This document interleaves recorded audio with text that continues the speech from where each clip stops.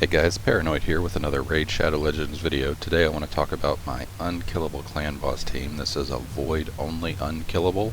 It does feature Skull Crusher without a cleanser or a debuff blocker. So we'll go over the speeds and the gear that I have. I am hitting for about 45 million per key right now. There is quite a bit of min-maxing that I have left to do to push that number up. Before we get started, I do want to give a shout out to a couple of the spreadsheets that I've been using to help build my team, save some silver in the long run, and make sure that the gear that I'm using is going to work for what I want it to. So the first one is a spreadsheet that was made by a friend of mine, Refi Hawk. This spreadsheet allows you to go in and input all of your stats from your items, and you can see what the total stats result is going to be, so you don't have to go through, equip it, and then spend the silver to change it out with another piece. You can do it all on the simulator here and make sure that you're hitting the stats that you want to hit with that. It does take into account what your arena rating is, also takes into account your Great Hall bonuses, and any artifact sets that you have on, it uses those as well as also the Masteries to tell you where you'll wind up at. The other one is one I'm sure you guys have probably seen, but that is the CB simulator, the Clanboss simulator. This is where you can go through, you can put your speeds in and make sure that the turn order is going to remain the way you want the turn order to remain for the entirety of the fight. Especially useful when you are doing a speed tuned team such as the Unkillable, that I have two people going fast like I'm running currently right now. So with that being said, let's go ahead and we'll get started taking a look at the champion. We will start off here with how they're geared out and what speeds they are at to make this work.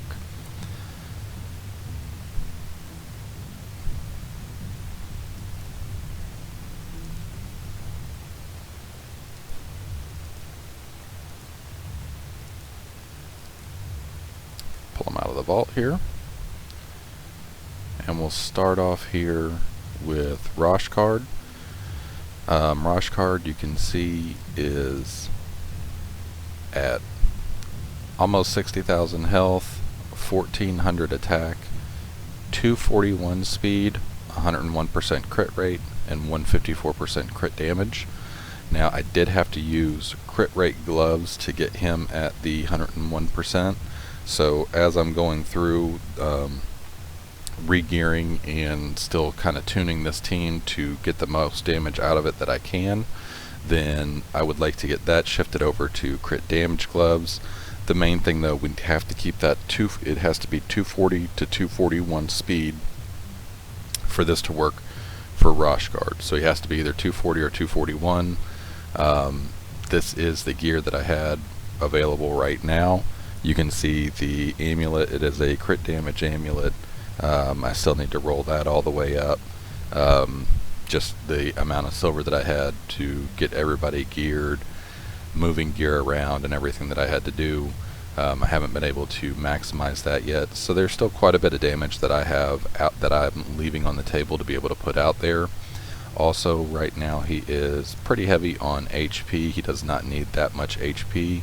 I would like to get some of that shifted over to attack, because as you can see with his skills, his A1, which is what he's going to use the majority of the time, is actually based on attack. His A2 is based on HP, so the higher the HP, the more the A2 is going to hit, but the higher the attack, the more the A1 is going to hit. Next we'll look at Draco here. Draco's sitting at 28,000 health, 3,000 attack, 198 speed, 93% crit rate, 197% crit damage, and then his accuracy is at 251.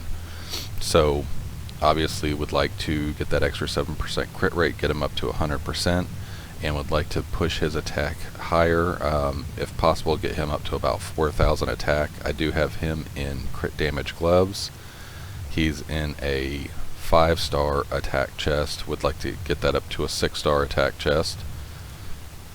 And right now he's having to run speed boots in order to hit the speed numbers that I need from him.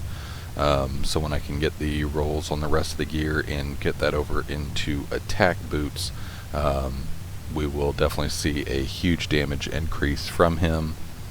Crit damage neck, again, that needs to be fully maxed out. So where I would like to get him is about 250 crit damage and over 4,000 attack with that 100% crit rate, but I have to keep his accuracy high, and I have to keep him at 198 speed in order for this to work.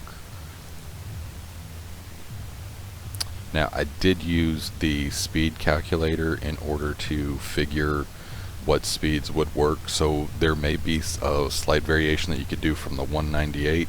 The biggest thing would be to put it in that speed calculator and make sure that your turns and rotations stay in order, with Roshguard casting the protection, his zone of protection, last after the Clanboss stun turn, and Skullcrusher using his A2 last before the Clanboss stun turn.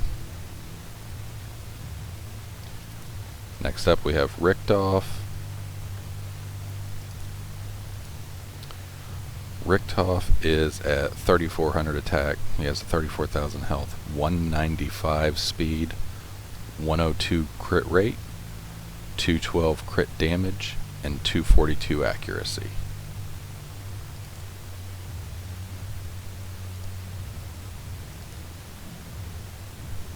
Next we have Septimus.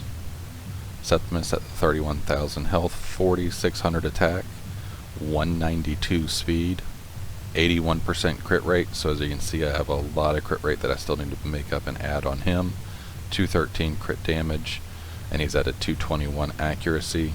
His accuracy obviously could be higher for the extend so that they don't get resisted, but I don't have him in there specifically as an extender. He's in there more for damage. So my first priority would be to get that 19% crit rate so that we can get the most damage out of him possible.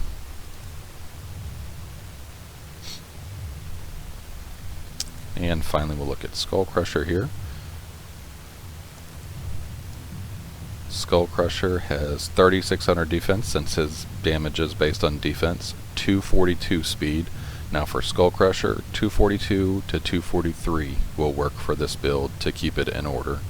His crit rate's at 60%, so by far the lowest crit rate that I have on anyone. Would like to have that up higher. It's going to mean more damage, but it's where we're at. So what I may wind up doing with him is switching him out of the crit damage gloves that he's currently in and putting him in some crit rate gloves, as long as I can keep his speed where it needs to be. The 182 crit damage, it is nice to have that higher crit damage, but if I can crit every time, then in the long run, over a 50 turn fight, the critting every time is going to equal out to be more damage than what you get from the additional crit damage on 60% of the time. Go over the masteries that we have on them. Going down the defense tree, the one thing to remember with Skullcrusher though, you do not want to put in this mastery here. Resurgent has a 50% chance to remove one random debuff from this champion when they lose 25% of their max HP or more from a single enemy hit. This will proc on the stun turn. He will remove that stun via the mastery, will not shake it off, and that will throw off the rotation and cause your team to wipe way before 50 rounds. I also don't put the you can get the counterattack when, actually I don't put the counterattack when he loses 50% of his max HP, or when he loses 25% of his max HP. because that again can cause the stun for him to shake the stun off without actually taking a turn to do so, which is going to throw your rotation off. I keep him increased damage inflicted by 5% when attacking with 50% HP or less, because he is going to be at 50% less than 50% HP for the majority of the fight, so we might as well have that extra 5% damage from him for that. On everyone else, the masteries are the same. We'll look at them here real quick. And that is, I'm running them down the offense tree, getting to War Master, and then we're running them down the defense tree here. They do have the Resurgent on them, just if by some chance the Clanboss switches, goes to them, and they're able to survive that stun, then them being able to shake it off isn't going to hurt. You do have to kind of watch it though. If that does happen, you have to take over manual and do an extra A1 with Skull Crusher so that you can get back to his stun, make sure that he stays in rotation. And then I also have down for them to the deterrence, 20% chance to counterattack an enemy when they apply a stun, sleep, fear, true fear, or freeze debuff to an ally. So as they do hit Skull Crusher and they put that stun, you have a 20% chance to counterattack with the rest of your team.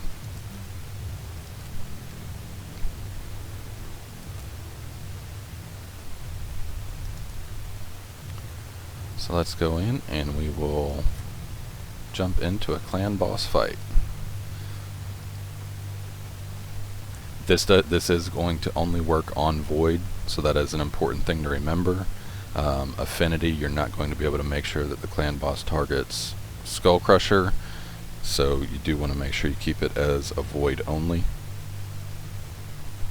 The only Affinity that would target Skull Crusher would be Spirit, and then Spirit is the one that's going to put the decreased speed and throw all of your speed tuning off. So if you're going to use this, make sure you're getting up early and you are hitting it before it drops below 50%.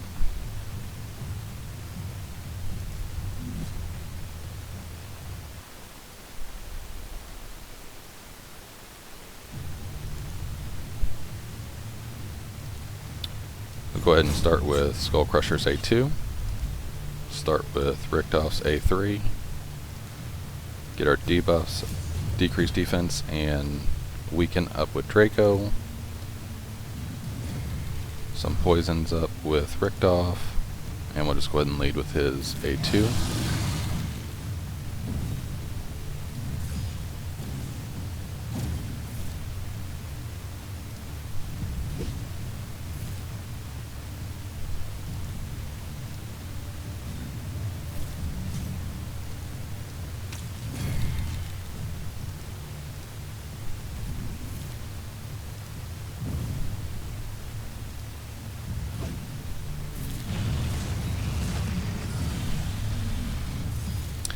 Now Septimus does have to be able to take one extra hit before he falls in line to have the zone of protection for both turns, the rest of the fight. So you do need to have him built to be able to take that one extra hit.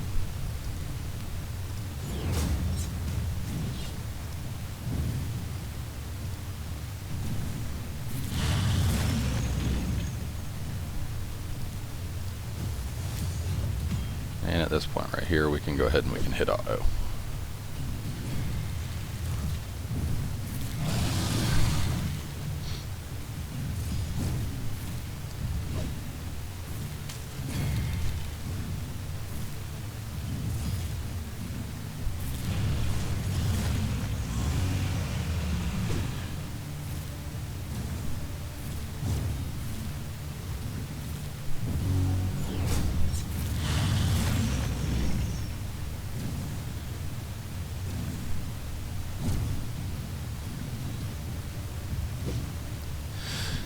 Now then, you do want to have, especially Septimus and Skull Crusher, in the passive that when they get below 50% health, they restore 5% of the damage dealt on an attack.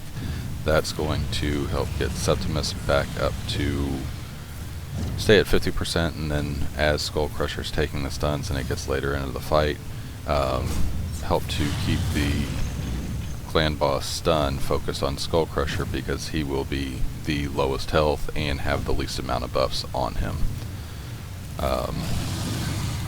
I have had it a couple of times switch over and hit Septimus for no real reason that I can think of, or that I can see on it, so it's just something you have to keep an eye on. But I've had other runs where he goes through all 50 rounds without switching over at all, just the exact way that it should. So even though it is an auto, what I would recommend is that you do keep an eye on it. You can see Septimus so far has done a decent job of keeping some of the stuff extended.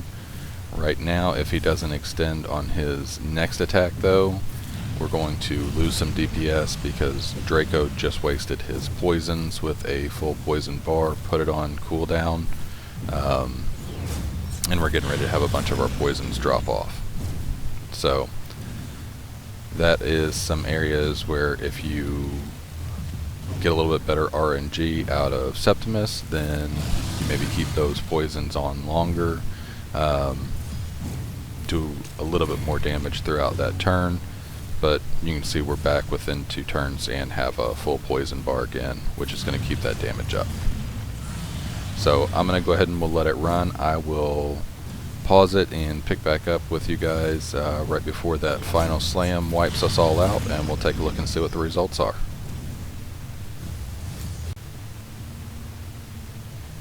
Okay guys, so we are back. You can see we are at turn 45. We're at 40 million damage. Would like to be a little bit over 1 million damage per turn. So that is where the min-maxing of that gear is really going to come into place that we were talking about. And we'll finish it out here. I'll go ahead and hit auto, pick back up. As you can see, Skull Crusher was taking the stun as he should the entire time. He shakes it off, but his cooldown does not reset there. So now he's still on his 3-turn cooldown to absorb the next stun.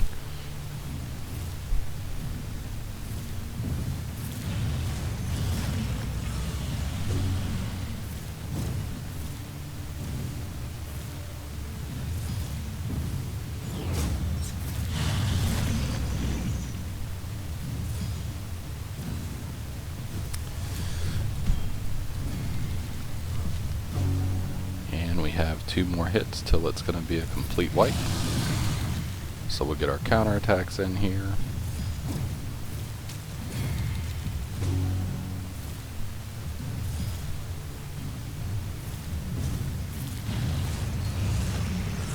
And there it is at turn 50. So there we are, 44.9 million, right at 45 million. Obviously not min-max to where I want it to be, but it is in an area where it is an easy 2 key as long as you're hitting Void. And when I get the min-maxing done, get Skull Crusher up to 100% crit and Septimus up to 100% crit with the high crit damage that he does currently have. Also, when I can get that extra AD or attack on Draco, then I do feel like this number here can easily jump up to 55 to 60 million, which will make it even easier to ensure that you are 2-keying Ultra Nightmare.